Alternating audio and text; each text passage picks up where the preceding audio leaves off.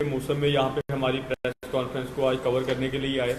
आप सभी को एक पता होगा कि पिछले दिनों जब हमने जम्मू विश्वविद्यालय में प्रोटेस्ट किया था 4 व्हीलर की एंट्री को बैन को लेके, तो उसी प्रोटेस्ट के बाद हमें यूनिवर्सिटी की तरफ से एक नोटिस थमाया गया है। मुझे मेरे नाम पे, मैं LLM कर रहा हूँ जम्मू विश्वविद्यालय में, 3rd सेमेस्टर का स्टूडेंट हूँ, और मुझे उन्होंने एक नोटिस दिया है।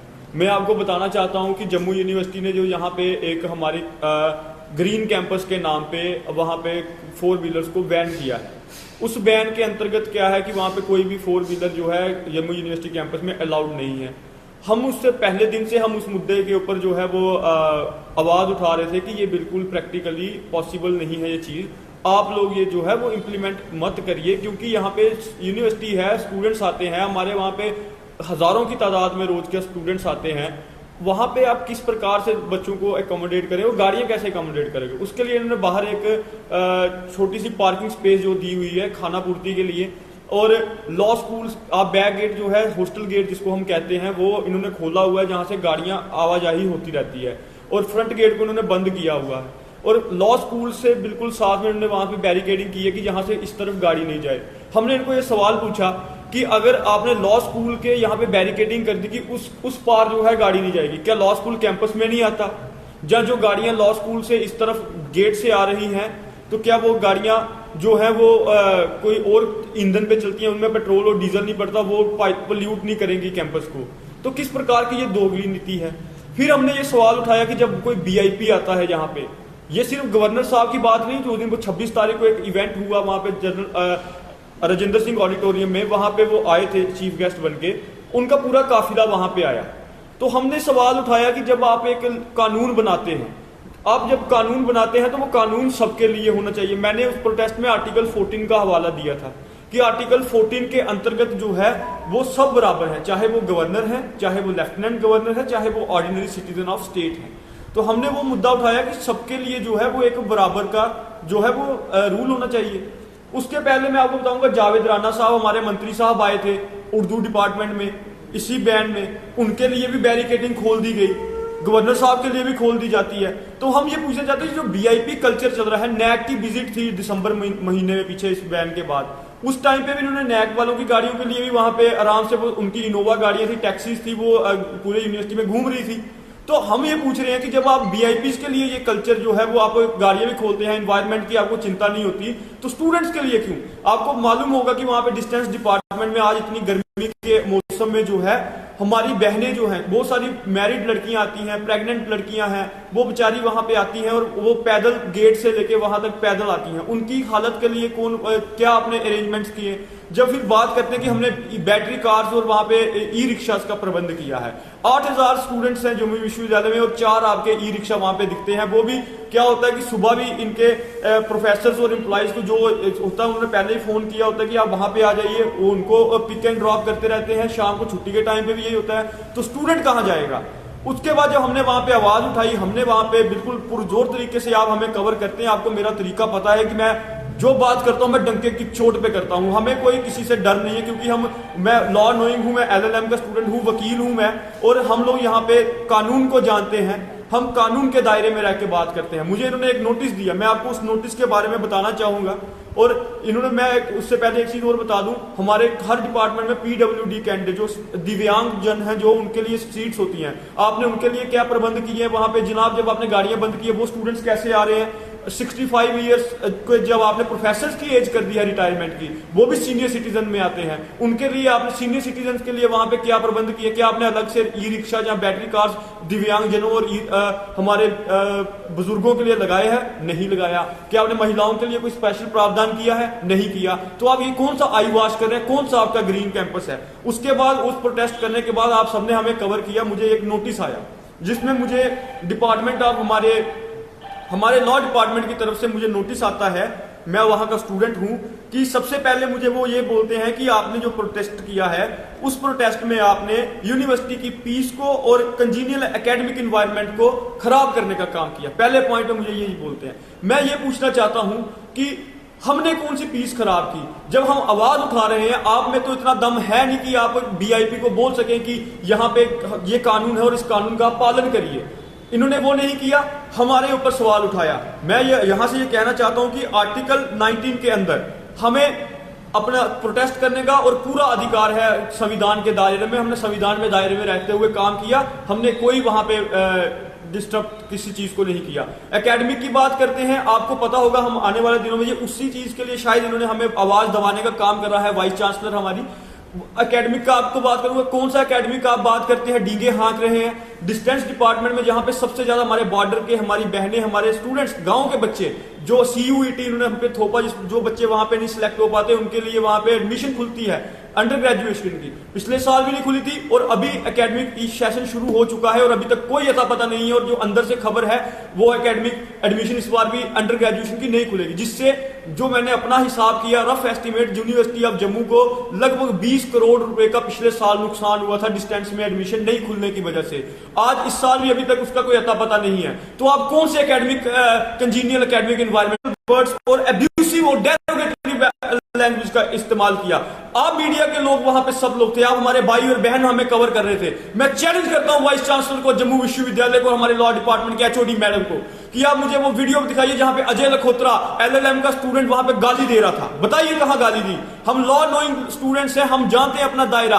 और हाँ, हमने वहां पे सवाल पूछे और कड़े सवाल पूछे। हमने ये बोला कि जब मैं एक संदर्भ में मैं बोल रहा था कि मैंने आरटीआई लगाई, आरटीआई एप्लीकेशन करना, जवाब नहीं दिया। उन्होंने कहा कि इसका पब्लिक के साथ लेना देना कैसे है। मैं आपको बता दूं कि पब्लिक के साथ आपका लेना देना इसलिए है कि जम्मू विश्वविद्यालय एक सरकारी यूनिवर्सिटी है, उसको गवर्नमेंट पैसा देती है, जो कि गवर्नमेंट पैसा कहां से आता है? वो लोगों के टैक्स से और स्टूडेंट्स की फीस से पैसा आता है। हर साल 10% की फीस बढ़ाई जा रही है जम्मू विश्वविद्यालय में। जब हम पूछते हैं कि हमारे हार्ड अर्न मनी को आप कहां लगा रहे हैं, तो आप पूछते हैं इसका पब्लिक के साथ लेना देना क्या है। मैं आपको एक और बता दूं, मैं वकील हूं, लॉ चलता है इंटरप्रिटेशन पे। इन्होंने अपने तरीके से इंटरप्रेट किया, लेकिन मेरी इंटरप्रिटेशन ये थी कि अगर मेरे पे, अजय लखोत्रा पे आप आरटीआई लगा दो और आप कहो कि आपके बैंक अकाउंट में कितने पैसे हैं, तो मैं बोलूंगा कि मेरे बाप ने, जब मेरे अपने कमाई के पैसे हैं, मैं आपको क्यों बताऊं?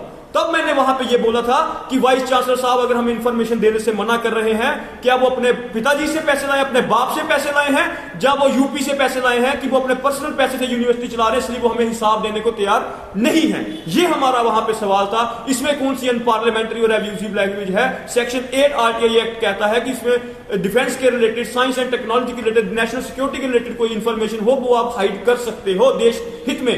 लेकिन जब आप पब्लिक का पैसा है, पब्लिक के पैसे से आप यूनिवर्सिटी चला रहे हो, अपनी गाड़ियां चला रहे हो, एसी चला रहे हो, तो आप हमें क्यों बताने में आपको हर्ज क्या था? इसलिए मैं उस टाइम पे बोला था, आज फिर बोल रहा हूं कि अगर आपने अपने बाप से पैसा अपनी जमीन पे, वो कहता है आपने, इन्होंने एक वर्ड यूज किया है कि हाईएस्ट अथॉरिटी ऑफ यूनिवर्सिटी।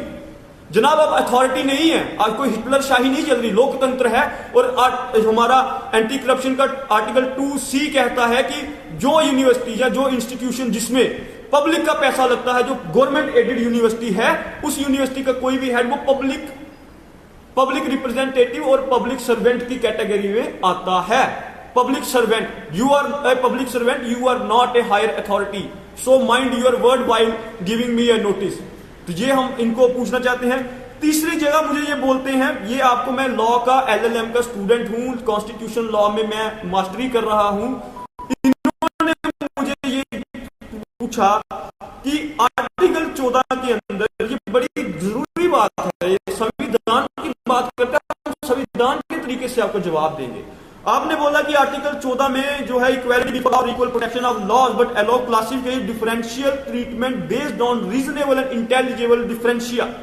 इसको आप ध्यान दीजिए, ये जो इन्होंने बात बोली है कि differential treatment based on reasonable and intelligible differentia, मैं जिसने भी ये नोटिस लिखा, मैं उस वकील को ये बोलना चाहता हूं जनाब कि ये जो आपने टर्म यूज की है, इसके अंदर हमारे एलजी साहब नहीं आते। आप लिखने से पहले उसको अच्छे से खंगाल लेते, पढ़ लेते। आपने सिर्फ ऐसे अंधेरे में ये लिख दिया। इसमें जो होता है आर्टिकल 14 में, आर्टिकल 14 तो हम डिमांड कर रहे हैं कि अगर एलजी साहब की गाड़ी आ सकती है तो एलजी साहब के साथ साथ आम स्टूडेंट की गाड़ी भी आनी चाहिए, क्योंकि यूनिवर्सिटियां, कॉलेज जो है वो स्टूडेंट से चलते हैं, वो किसी वीआईपी से नहीं चलते। और डिफरेंशियल, इसमें आप कहीं पे भी ये प्रूव नहीं होता आपकी ये जो टर्म की है। अगर आप प्रूव कर सकते हैं तो आप हमें प्रूव करिए, आप हमें जवाब दीजिए कि ये कैसे वाइस चांसलर इसमें आते हैं। मैं आपको संवैधानिक तौर पे बोल दूं, आर्टिकल 361 जिसमें गवर्नर ऑफ स्टेट को इम्यूनिटी है संविधान के दायरे में, और वो भी ये कहता है कि जो संविधान के दायरे में वो अपनी संवैधानिक जिम्मेवारियों को निर्वाह करते हुए उनके ऊपर कोई ऐसी बात नहीं होगी। वो क्या होता है, कोई स्टेट का मसला है, सरकार बनानी है, या कोई किसी को इन्विटेशन देना है सरकार बनाने का, जब वो उन रिलेटेड प्रकार से संविधान की आड़ लेके अंट कुछ भी लिख के जम्मू विश्वविद्यालय स्टूडेंट्स की आवाज को दबाने का काम करती है कि हम अपना संघर्ष जारी रखेंगे। हम वो पार्टी है जिसने 200 साल के अंग्रेजों की हुकूमत को खत्म कर दिया, तो तुम्हारा ये कानून क्या कहता है? हम हंगर स्ट्राइक तक जाएंगे, ये हमारी पिक्चर है। हम संघर्ष करेंगे, हंगर स्ट्राइक तक जाएंगे, तुम्हें एक्सपोज करेंगे मौके मौके पे, ये हमारी पिक्चर दिखाने का मतलब है। फिर मैं ये कहूंगा कि आप अपने तरीके से उसको इंटरप्रेट कर रहे हैं, ये मेरा जवाब है जो मैंने आपको 6 पन्नों में दे दिया।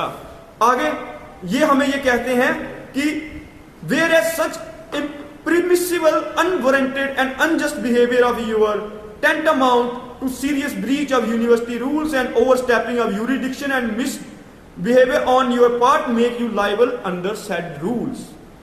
और मैं आपको ये बताना चाहता हूं, ये मैं भेज देता हूं। इन्होंने मुझे ये कहा कि आपने यूनिवर्सिटी के रूल्स एंड रेगुलेशन को तोड़ा है, कानूनों को तोड़ा है।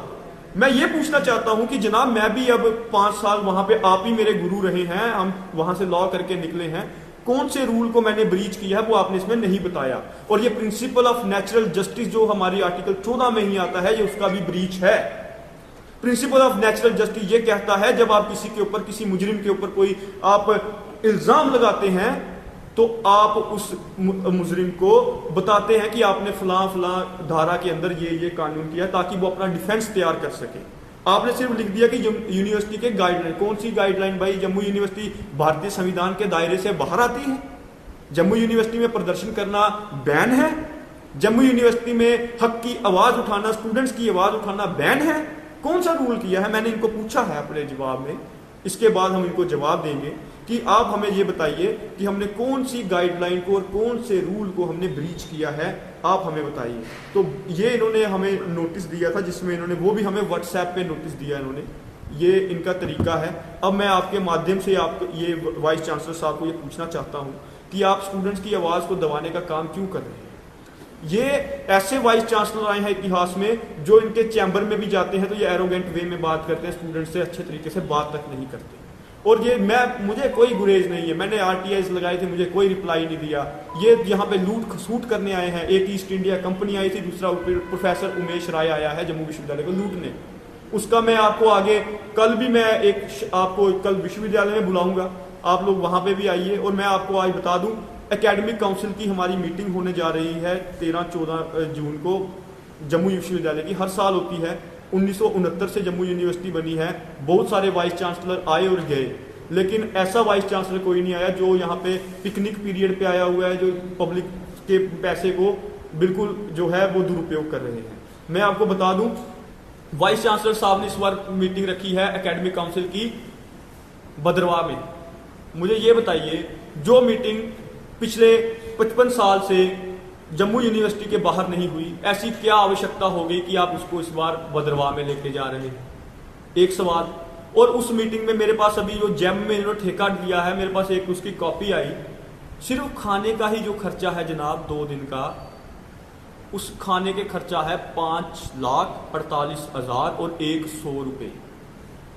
85 लोगों की जो हमें इंफॉर्मेशन है, 85 लोगों की एकेडमिक काउंसिल है। वहां पे 200 लोगों का इन्होंने लंच और डिनर रखा हुआ है, चाय रखी हुई है। किस बात के लिए भाई? क्यों? हमारे जम्मू विश्वविद्यालय में कल वाइस चांसलर साहब पुंछ गए थे, कल उन्होंने प्रेस रिलीज भी भेजी होगी आपको। पुंछ गए हुए थे, फोटो खिंचाया। पुंछ में हमारे 15 से ज्यादा लोगों की डेथ हो गई सिविलियंस की, पाकिस्तान की बॉम्बिंग में। छोटे छोटे बच्चे मर गए।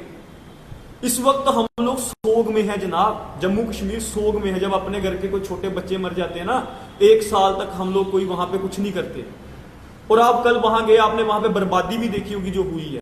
अगर आपके मन में इंसानियत होती है, जम्मू कश्मीर से आपका, हम क्यों बोलते हैं हमें लोकल VC चाहिए, हमें लोकल चाहिए? क्यों? क्योंकि इनके मन में हमारे लोगों के लिए सिंपैथी और भावना नहीं है। अगर इनके मन में वो भावना होती, वो पुंछ में जो बम, मैं खुद पुंछ गया था, हम देख के आए वहां पे, तो वहां पे जिस प्रकार से लोगों के घर खराब हुए हैं, पूरी तबाही हो गई है, तो वाइस चांसलर साहब का मन में अगर दिल होता पिघल जाता तो ये कहते कि हम भद्रवाह में करने के बजाय जो पैसा वहां पे हम खर्च कर रहे हैं वो हम रिलीफ फंड में दे देंगे ताकि पुंछ के लोगों की रिहैबिलिटेशन हो सके। क्या ये नहीं कर सकते थे? क्यों, क्या जरूरत है? क्योंकि ये लोग यहाँ पे, इनको पता है 67 साल का मैं हो चुका हूं, इस बार मुझे अपनी दोस्ती यारी दोस्ती के चक्कर में 3 साल की और एक्सटेंशन मिल गई। ठीक है, अब ठीक है, हम अब वो सीएम के पास भी ऐसी कोई है नहीं कि हम उनको अप्रोच करें, वो तो ठीक है जो भी चल रहा है, एक्सटेंशन मिल गई, इनको पता है इसके बाद तो मुझे कहीं मिलनी नहीं है और कहीं जॉब मिलनी नहीं है, तो अब मैं ये क्या करूं, यहाँ पे अपना ये जो सिस्टम चल रहा है इसको आगे चलाऊं और यहाँ पे इस चीज को बातें करें। तो इसलिए मेरा आज आपका माध्यम ये था, स्टूडेंट की आवाज को मत दबाइए, हम अपना रिप्लाई देंगे और कानूनी तौर पे अंबेडकर के संविधान के अंदर हम लोग लड़ेंगे।